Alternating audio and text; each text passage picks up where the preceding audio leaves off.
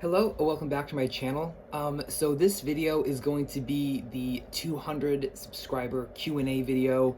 I posted an announcement video a couple days ago, and it actually got a lot of interaction, so thank you guys so much for sending in your questions. From what I have read so far, you guys have put in some super interesting questions. I'm super excited to answer them. So the format that I'm going to do to answer these questions, I think I'll be able to answer them all in this one video, but I'll just keep an eye on the timestamp, and if it gets too long, I will make a second video as well. So we'll just see sort of how long-winded I am on answering these questions. And then I'm going to read them in no specific order. I just have them up on my computer screen here in front of me. And do my best to answer them all on the fly. I have read a couple of them ahead of time, but I don't have any answers crafted for any of them, so I'm just going to be answering live time. So the first question is from Safiro, and Safiro says, "Hi Micah, congrats for the 200. I'd love to know your thoughts on rereading. Why do you think it is or isn't good? I find fascinating how it's an issue that divides this reader so much. And also, do you follow a specific order to arrange your gorgeous bookshelves? Looking forward to the video." Thank you so much, Shafiro. I really appreciate it. I will answer the end of that question first, the organization for my bookshelves. I try to keep it organized. I don't always do a great job. I have sort of a very rudimentary organizational system, and that is that the left side, the side right here behind me, is fiction, and the other side is nonfiction. And so that is basically my most rudimentary organizational system. And then I try to do things like organized by author's last name, organized by genre. It doesn't always happen for me. I try my best to keep it that way, but it oftentimes will just be fiction books on one side and nonfiction books on the other side. For your top question there, what are my thoughts on rereading, why I think it is or isn't good? And I agree that it's a very interesting issue. It seems to have very differing opinions when you ask different readers. For me, I am a big fan of rereading. I think it's awesome. I think rereading is a fantastic way to make sure you have fully, obviously, comprehended a story or gotten all of the information out of a book. But I think it's also great just to be able to revisit old books, old worlds. I know for me, I have reread East of Eden by John Steinbeck. I just finished my third reread. I read it first last year, and then I read it two more times. Twice last year, and then my first time for this year, just a couple of weeks ago. And it's an absolutely fantastic feeling to be able to put yourself back into a position of reading a book and almost being able to feel like you're reading it for the first time. So I definitely think it's a good thing. I don't do a lot of rereading just because I have a lot of books that I'm trying to get through, and so a book has to really be special, really grab me for me to put a new book on hold and reread an old book. But it certainly has happened. I'm a big fan of it, and I think rereading is really a good thing. So the next question is from Rose. Rose says, "Hi, congratulations on reaching this milestone. I just discovered your channel today and watched your very first video. I always wonder how people approach books as well. That is so interesting. Is there a reading lens you find yourself employing when reading? So exciting that you enjoy literary fiction and classics. Best of luck and a wonderful day." Thank you so much, Rose. I really appreciate it. So your question is there a reading lens you find yourself employing when reading? And I think what this question is asking is, do I have a specific way that I read? And to answer that question, a lens that I employ when reading, when I read, I am looking for characters. I am definitely a character over plot reader. I don't mind a slow plot if the characters are fantastic. I don't care very much for a fast-paced plot when I think the characters are shallow or weak. I want good, strong characters. I am a character reader over a plot reader every day, absolutely. And I hope that is the question that you asked. On to the next question from Axelramirez. Axel says, what a nice video idea, Micah. Congrats on your 200 subscribers. And my questions are as follows. Number 1, what is your favorite Latin American novel / author? 2, are you planning to record literary podcasts in the near future? 3, if you were a writer, what would you prefer to write, novels, poetry, or nonfiction, and why? And 4, do you have a literary crush? If so, who is it? And I'm eager to see your video soon. Thank you so much, Axel. I really appreciate it. All right, so I'll just answer these questions in order. So number 1 is, what is your favorite Latin American novel / author? So I have to admit, I have not read a lot of Latin American fiction. It's something that I'm trying to start reading more of. From what I have read so far, 100 Years of Solitude would be my favorite Latin American novel, and Gabriel Garcia Marquez would be my favorite author, just because he is the only Latin American author that I have read up until this point. Obviously, it's a genre, like I said a moment ago, it's a genre that I do want to read more of. I want to read more Latin American novels and authors. And so if you have any recommendations, please leave them in the comments down below on this video, and I will add them to my list. Number 2 is, are you planning to record literary podcasts in the near future? Starting a literary podcast is certainly something that I have thought about and considered in the past. I actually did used to have a podcast. It was a history podcast that I worked on for a couple of months. And then when I decided to start here on BookTube, YouTube really, I really gravitated toward YouTube just because of the video factor, being able to see people, being able to feel like you're having more of a conversation with someone. I certainly would still consider doing a literary podcast in the future as well, certainly sort of a podcast off of this channel as well, but I would never stop this channel to pursue a podcast, just because I like the pros of a YouTube channel. I like the visual factor. Question 3 is, if you were a writer, what would you prefer to write, novels, poetry, or nonfiction, and why? If I were a writer, honestly, I would try to write in as many genres as possible. I would absolutely love to be able to write novels, poetry, and nonfiction. If I had to just choose one genre to write for a career, I would pick novels. I think that the novel is an incredibly powerful thing. I think the novel is fantastic because it can incorporate qualities from poetry, nonfiction, into itself, and it can really be quite a broad thing. I think the term novel a lot of times it gets quite minimized, but a novel is something that can be quite infinite and really can be so many different things. The next question is from Buzz. Buzz says, hi Micah, here are my questions. Number 1, what are your favorite books in specific genres? 2, do you read second-tier classics and books by obscure writers? 3, do you read in a language other than English? 4, if you don't mind, what is your education? And thank you. Thank you, Buzz, for your question. So I'll just answer in order here. So number 1, what are your favorite books in specific genres?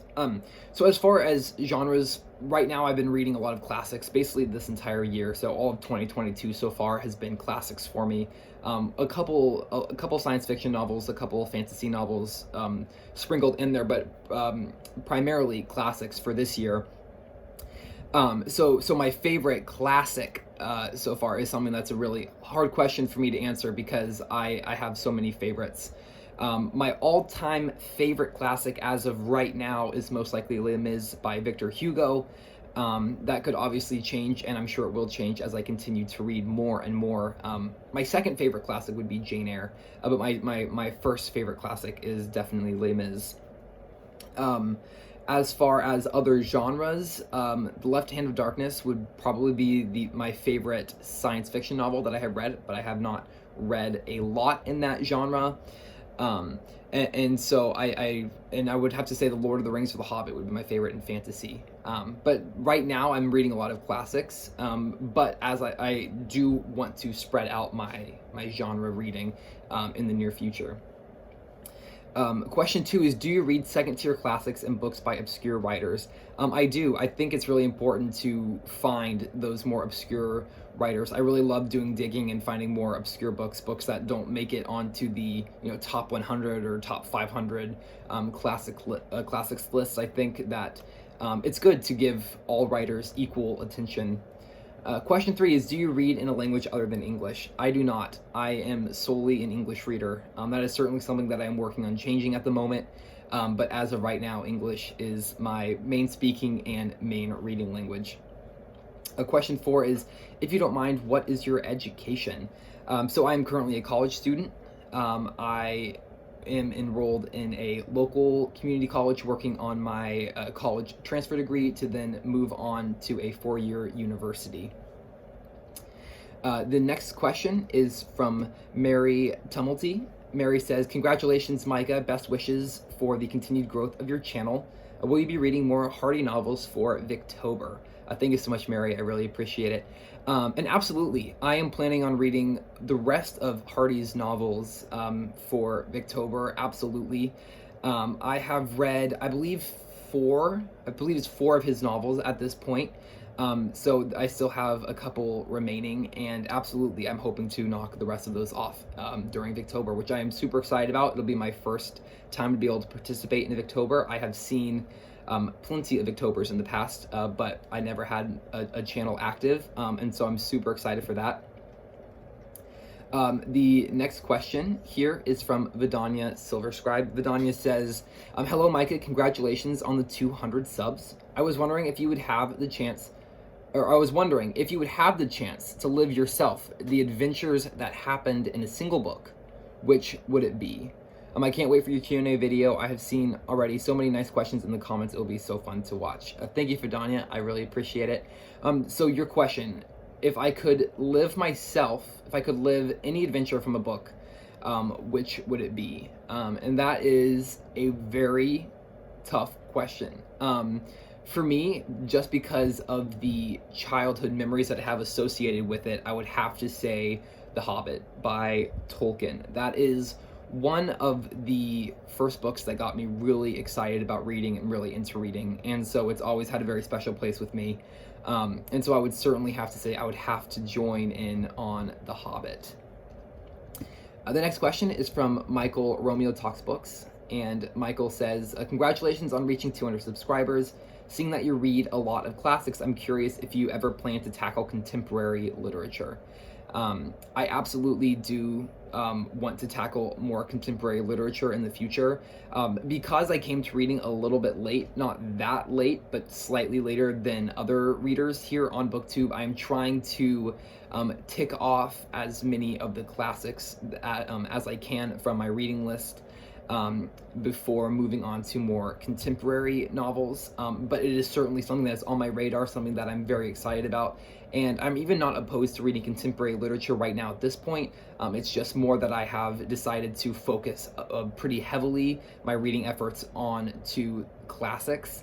But certainly contemporary literature is something that I want to dive into more heavily, maybe even later this year, but if not, certainly next year.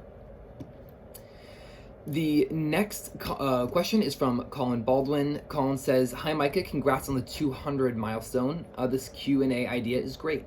I'm aware you enjoy reading Russian literature, and if my memory serves me correctly, you also studied the Russian language. My question along this line is, 1, how did this interest form? And 2, do you already have any favorite Russian authors? And he said, my other question has already been put here. Are you thinking about writing yourself? And yes, so I am a big fan of Russian literature. I enjoy reading it a lot. That is something that has started only this year for me. In January, I started reading a lot of Russian novels, and it's basically stuck with me the rest of the year. And I have been working a little bit on learning to read Russian. It's been going incredibly slow, but it's sort of a project on the side that I have been picking away at. And so let me see, how did this interest form? So really it formed with, I read a short story. I read a Chekhov short story at the beginning of the year, and I really got hooked. on his writing particularly, and started reading as much of his writings as I could, and that really opened the door into the rest of the world of Russian literature. Also, I have a friend who lives in Eastern Europe, and we would talk about our readings, and that really inspired me to read more Eastern European literature, and then I sort of focused in on Russian literature from there. And then if I could, favorite Russian authors. I have a couple favorite Russian authors at this point. Ivan Turgenev, Fyodor Dostoevsky, and Leo Tolstoy are probably my three favorites, and then Chekhov would be very close to that list as well. And then am I thinking about writing myself? Absolutely. Writing is something that I would absolutely love to see myself doing more than I am. I am writing a little bit. I'm not writing as much as I probably should be, but it is something that I am working towards, and something that I do see myself doing more heavily in the future. The next question is from Steve Donahue. Steve says, 200 subscribers, congratulations. My question, do you hold yourself to any kind of monthly book buying budget, even a nebulous one? For instance, would you ever spend $100 on books in 1 month? This is a great question, Steve. Thank you.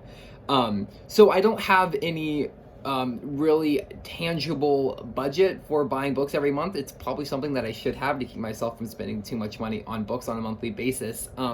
Because yes, I'm absolutely guilty of spending $100 on a single month on books. That has happened more than once. I am slightly embarrassed to admit. As far as any sort of budget, instead of a financial budget, I try to hold myself more to a number amount of books that I won't let myself exceed in a month. So I might say, no more than 10 books this month. Lately, for the last 2 months or so, I've been on a somewhat of a book buying ban, trying to read up the books that I have on my shelves instead of buying more and more books to make that list even longer. And so that's typically how I go about budgeting my book purchases, is more by the number of books that I let myself take in versus the financial amount that I'm willing to spend. But obviously, I try not to go over $100 a month, just because I need my money for saving for the future. I don't, as much as I would like to spend it all on books, I need to save some of it. The next question is from Reading This Life, and it says, hi Micah, what other interests do you have outside of reading/booktube? And congratulations, I'm so happy for you, MJ. Thank you so much, MJ, I really appreciate it. So interests that I have outside of reading and booktube. I absolutely love music. I play the guitar, I play and sing. I don't sing as much as I used to, but I love music, so that's a big hobby for me. Also cooking. I'm a big fan of cooking. I try to prepare as many meals as I can throughout the week. It's a great relaxer for me, and it's something that I can do for other people. I love cooking for my family, cooking for friends. It's something that brings me a lot of joy. Next question is from Troy. Troy says, hey bro, you freaking got this. Thank you, Troy. Number one is, what's a book that you hated? What's your favorite book? And how many times do you read per week? And so I'm going to guess that the what's a book you hated and what is your favorite book is in regards to this year alone, with my books that I've covered here on the channel. A book that you hated, really, I can't answer that fully. I can't really answer that at all, actually, because every time I read a book, even if it's a book that sort of I have a distaste to or an inclination to dislike, I try to find some quality in it that I do enjoy, and I try to find something positive to take away from every reading experience so that I don't end up just absolutely hating a book. And thankfully, so far, I have never had the experience where I've truly hated a book completely. As far as what is your favorite book, a favorite book from this year would be Jane Eyre by Charlotte Bronte. I read it for the first time this year. Can't believe I have waited this long to read it. It was an absolutely incredible novel, an incredible reading experience, and it has really inspired me to dive into the rest of the Bronte sisters' works, as well as a lot more of Charlotte Bronte's works as well. And then how many times do you read per week? I read every day. I try to read for at least 2 to 3 hours every day. That doesn't always happen, but I am reading some amount every single day. Typically in the early morning and then at night. I don't get a lot of reading done in the afternoon unless it's with an audiobook, but my reading of a physical book or of an ebook happens in the morning and then late at night. The next question, I think it's our final question as well, is from Music Room. And Music Room asks, do you write or have any aspirations of writing poetry, short stories, novels? And I do. I have a lot of aspirations to write. I've been writing for a couple of years now, actually. I have written a couple of short stories, and then I have a novel that has been in progress for a really long time, but is sort of on the back burner at this point. But short stories are something that I try to challenge myself to write. I love looking up prompts online or just coming up with some very basic prompt and doing my best to sit down and write an entire story from beginning to end, even if it's not great, even if it's not a great structure or anything. I try to take it from beginning to completion just to have the practice of sitting down and taking an idea from beginning to end. I have also delved in a little bit to trying to write poetry. Last year, I would do a daily poem where I would try to write one poem every day. And so I have a decent amount of poems written. They're not all great, but I certainly have got a lot of practice working with the poem structure. And that sort of goes for the short story as well, really trying to get practice writing the short story format. Writing is absolutely something that I have aspirations towards, something that I'm currently working on, and I hope that I can continue to improve and continue to have the passion to do it, because it is something that I really enjoy. It's not something that's easy for me, though. It's definitely something that takes discipline for me to do it. Sitting down and reading something that someone else wrote is infinitely easier for me than sitting down with a blank page and trying to write something myself. But it's something that is very important to me and something that I am trying to push myself to continue doing, just because of the value that it has already brought to me, especially as a reader. Writing has made me much of a more observant reader, because I am reading not just for the story, but I'm reading for the writing itself. I'm reading for the punctuation. I'm reading for the word choice and for the phrasing. And so it really does open my eyes, and I truly think it has made me a better reader, just because I'm looking at more than just the story. I'm trying to analyze more than just the story and the characters, but the actual way that the story was written and crafted. And so that is the last question. Thank you guys for sending in these amazing comments. I really appreciate it. And thank you again for 200 subscribers. I never would have imagined that I would have hit 200 subscribers, and certainly not this quickly after starting my channel. And so it means a lot. Thank you so much. And thank you so much for watching the video. If you have any questions regarding to any of the questions that I answered here in this video, please feel free to leave them in the comments below. Again, thank you so much for watching, and I'll see you next time. Bye for now.